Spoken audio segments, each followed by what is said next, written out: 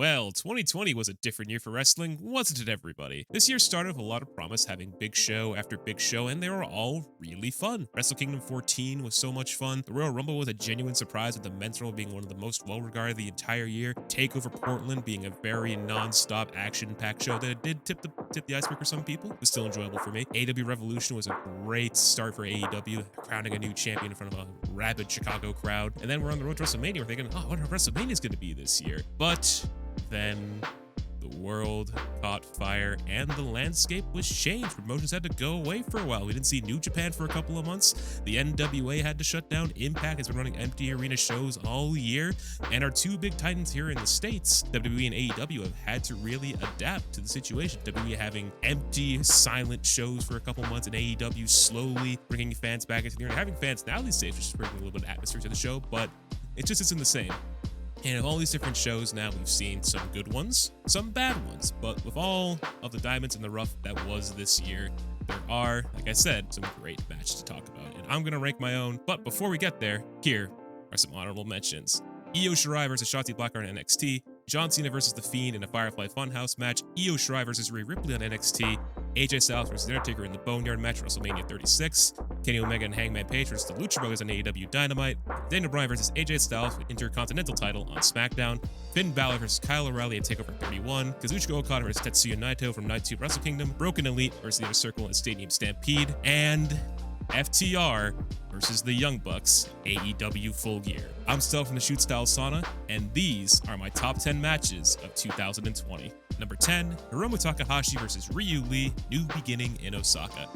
New Japan Pro Wrestling. This promotion is my favorite anime. Fun fact, place full of long-term booking that pays off every year at Wrestle Kingdom. Wrestlers like to hit each other really hard. Hi, Minoru Suzuki, and a lightning-fast juniors division full of fast-paced athletes who really are going to blossom one day into the heavyweight division, which is where our first match comes from. Background for this match involves that Hiromu Takahashi won the IWGP Junior title back at Wrestle Kingdom, defeating the former champion Will Ospreay, and on the second night of the show, he teamed up with rival Dragon Lee, now called Ryu Lee, of course, in an effort to retire Liger, with them winning the match and Liger retiring the next night. This match, man, this is a really fun match. There's a lot of striking in this match. These two chop each other really hard. Again, hi, Minoru Suzuki. How you doing with your silly hat? These two hit each other really hard. They dive around the ring. It's just a lot of fun. There are moments where you think that, is Lee going to unseat Takahashi this soon after winning the belt? We've seen it happen at these shows before. Jay White beating Tanahashi, for example, just a couple years ago. But no, in the end, Takahashi does get the win in a hard-fought, hard-hitting, and fun-to-watch athletic match. And after that, these two have carried on since then. But yeah, I think it's a really good way to start this list, and just a lot of fun to watch. I'd recommend giving it a watch. Number 9, Imperium versus the Undisputed Era, Worlds Collide. Sticking to the pre-COVID era in wrestling for a bit, remember when NXT UK Town appeared on NXT US pretty normally? I do. Grizzled young veterans were in the Dusty Classics, so was Southern Wales subculture, and then all of Imperium. Not just Barthel and Eichner, everyone. Those were some nice times. This match was built up, I think a couple weeks before the show. We had the Undisputed Era appear in the final moments of TakeOver Blackpool, beating up all of Imperium as they posed in the ring. And then we got some more build. This ended with Adam Cole getting absolutely murdered by Walter in the Go Home show. And then the match happened, and it started off really, really rough. Alexander Wolf went down with an injury early on, so it really turned into a 4-on-3 handicap match with Imperium playing babyface. And the big story that this match has is that the menace that is Walter, fighting back from all the odds against the Era, no matter what the double team offense was. He's put through a table at one point, was able to save his team towards the end, and they just show how much of a big deal that Walter is. He's able to fight back from whenever they throw at him. He comes back from all these big moments, and he ends up winning the match for his team by pinning Bobby Fish. I think it was incredibly wise to have Walter be so dominant and powerful in this match, considering the very odd feud he had before this match between him and Gallus, that being Joe Coffey, because his match at TakeOver Blackpool was a bit weird, I thought, and he just didn't look as strong as he's been portrayed to be so far. But this is a good way to remind everyone of how powerful this man is, and to think we're going to see an even bigger example of that later in this list. Number 8, Keith Lee versus Dominik Dijakovic, TakeOver Portland. These two are no stranger to putting on a match of the UK, and it's remember their NXT match in 2019 before their USA deal happened, how well regarded that was. So you take that, put it on a TakeOver, and you make it high stakes for a North American title, and it opens the show. Pretty standard build. Dijakovic won a number one contender match at NXT, and it led to this match, and they opened the show. And it's a very fast-paced, high-octane match. You get a mix of power moves, huge flips, like Keith Lee hitting a Hurricanrana early in the match, and later on, Dijakovic hitting his huge plancha Keith Lee, who was seated on a commentary chair, and they're both okay in the end. It's a lot of back and forth, a lot of big move trading too, and there's this beautiful moment where Keith Lee nails a spirit bomb, but Daijouka lands on his feet afterwards, and they stare to like a very Dragon Ball Z anime type moment. But we also think that in this moment, Daijouka saw his future and saw that in a couple months from now, he would be on Monday Night Raw in a silly Bane mask in a stable called Retribution. And that took him out of the match, because after that, he didn't win the damn thing, as his back gave out after a Feast Your Eyes attempt and allowing Lee to hit the Big Bang Catastrophe for the win. But man, what a way to start the show. Two people who know each other incredibly well, having a beautiful match, and to really get the crowd all riled up for the show that was to come. And whew, I miss these two in NXT. I really do. But hey, let's not get sad, as they're both on Monday Night Raw in the big leagues. Right, everybody? Number 7, Best Friends for Santana and Ortiz in a parking lot fight, AEW Dynamite. You know, we got to this match, Santana and Ortiz trashed Trent's mom's car. Now, that's a great way to start a feud. Wrestling, you're so silly sometimes. First TV match on this list. We haven't seen a parking lot fight outside WWE in a very, very long time, but boy, these two teams just beat the living hell of each other with a lot of weapons, and people on the window shields of cars, and some cameos. At one point in the match, we saw Orange Cassidy pop out of event, well, basically event, because he's beating the imposter from Among Us, and hit somebody with a Superman punch of a chain. That's pretty hardcore. I'm sure he'd fit right in ECW. Match comes to an end eventually, as we see both of them take out both Santana and Ortiz, one going a power driver on a car, and then the other getting sent through a board on a truck bed with a crunchy from Trent. Poor Ortiz, you've been through a lot this year, but I'm sure it'll all be okay in 2021 as you chase the tag titles and leave the inner circle. But word of advice, just don't trash somebody else's car. All right? Not the most technical match out there, just a very brawl-filled match, lots of fun. Commentary played it up really well, and remember, it was a fight, not a wrestling match. But hey, still enjoyed this one a lot. Number 6, Sasha Banks versus Bayley, Hell in a Cell. This long-awaited rematch from these two classes in a couple NXTs back in 2015 is finally here, and it's a feud that really boiled for a lot of months, these two being double champions in the summer, but eventually losing the tag titles to Nia Jax and Shayna Baszler, leading to Bayley to turn on Banks and set up this blood feud. Heading into the Cell, we got a very creative and intense match at times. We always forget about the part, though, where Bayley forgot how to use the kendo stick bridge for a second, and we forget about it just like she did. Good on you, Bayley. Both of these women worked their asses off, told a great story, and Sasha Banks especially utilized the Cell brilliantly here, using her experience in prior years against Becky Lynch and Charlotte to use it, to fly around on the outside of the ring, and use other weapons like tables and ladders to her very advantage. The match has a crescendo where they're hitting these big moves with weapons systems. We see a Bayley to belly on a ladder. Banks is able to fight out of it. We get a frog splash on a ladder. Bayley finds a way out of it. Another Bayley to belly to maybe end the match, but no. We get to the climax where Sasha Banks gets a chair. She traps Bayley inside the chair, and she wrenches back in the Banks statement, and then she finally does it. She makes Bayley tap and ends this huge reign of Bayley to finally claim singles gold, and also become a Grand Slam champion. And the best part about this is she's been able to defend a singles title since this show, and has done so successfully against Carmella and Bayley so far, and I'm sure there'll be more defenses in 2021. You know, now that I think about it, maybe 2020 isn't so bad. Number 5, Kenny Omega versus Pac, Iron Man match, AEW Dynamite. Speaking of blood feuds, this one got a bit intense, especially when Hire and Native Beats take out Kenny's best lady friend, who was the women's champion at the time.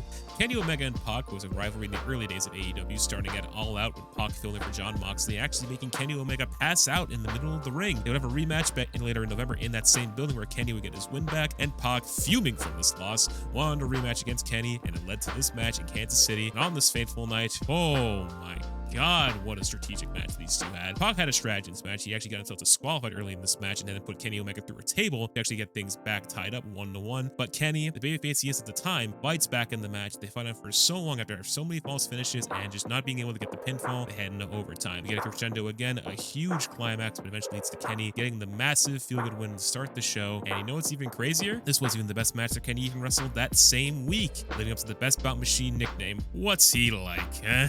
Number 4, Kazuchika Okada versus Kota Ibushi, Wrestle Kingdom Night 1. Back to New Japan we go, and let's over to Dave Meltzer's favorite place, the Tokyo Dome, home with several 5-star matches, grand stories coming to a head, and setting up New Japan for the new year. This mood is set right from the get-go. Ibushi makes a humble, gracious entrance before Okada, emerging from rain and shattering 2 statues that Ibushi hyped up in the vignettes. And this is Ibushi's final boss fight of New Japan. This match does start incredibly slow, commentary mentioning Okada's new white boots of all things, but this match does pick up.